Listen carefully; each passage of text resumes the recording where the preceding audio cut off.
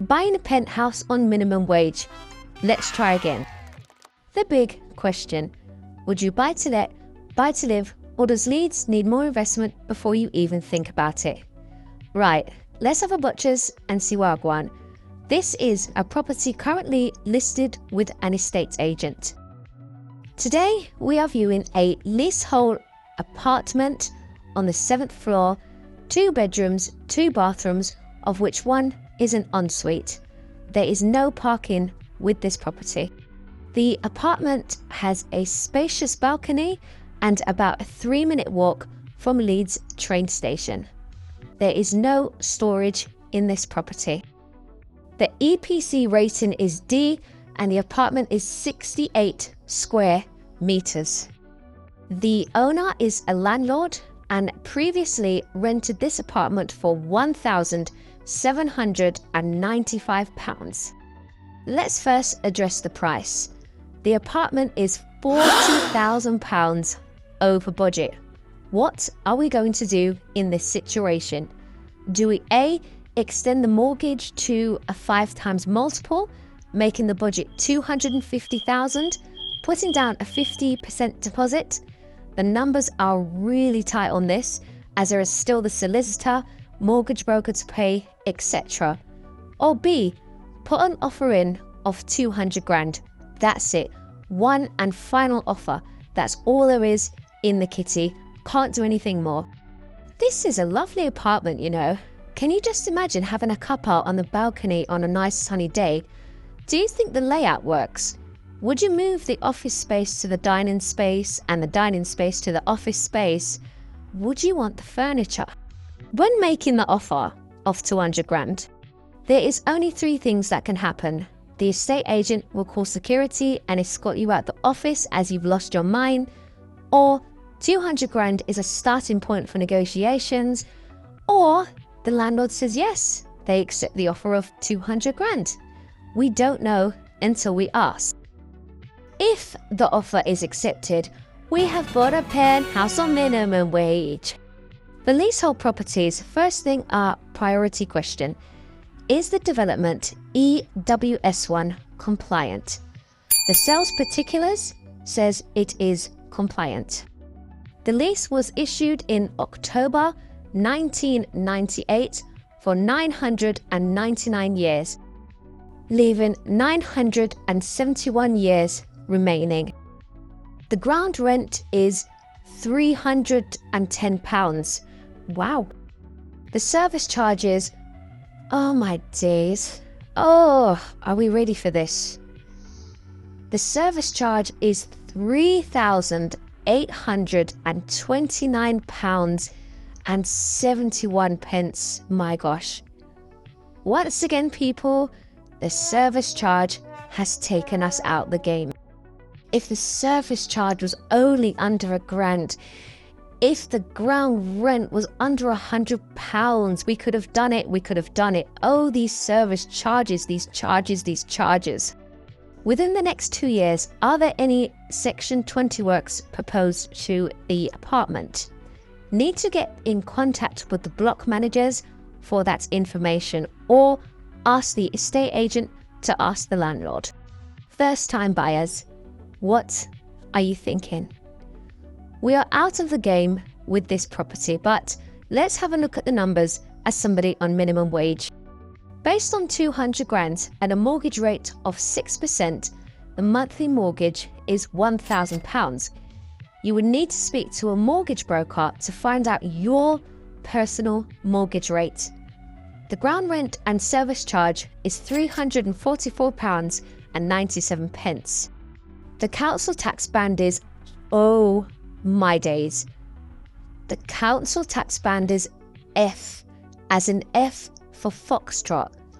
I don't think I have ever come across an F banding before. The council tax is £3,121.30. I don't understand how you can have a development. All the apartments carry the same postcode, but there can be like 2 or 3 different council tax bands. Makes no sense to me. So together with the mortgage, the ground rent, the service charge, the council tax and £100 for maintenance, the total outlay is £1,705.07 before paying for utilities or do a food shop. If the numbers were based on the guide price of £240,000, the total outlay is £1,905.07. Would you risk it for the biscuit and buy it regardless? Taking a lodger perhaps? Looking at rooms in the local area, what are they on the market for?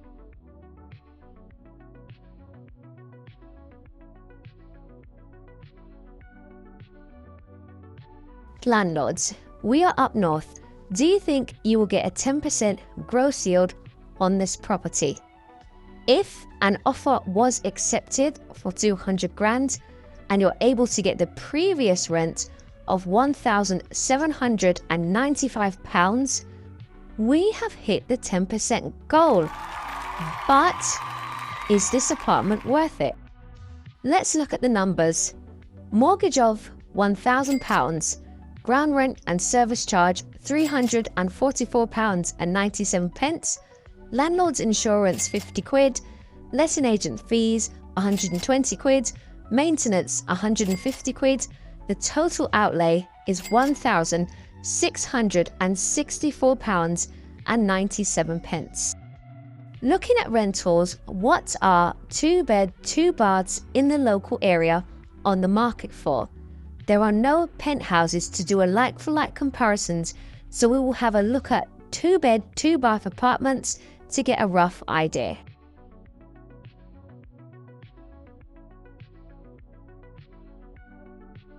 You are going to need a lot of properties to replace your full-time income with a property portfolio. Looking at short-term rentals in the local area, how much can we charge for 6 guests per night?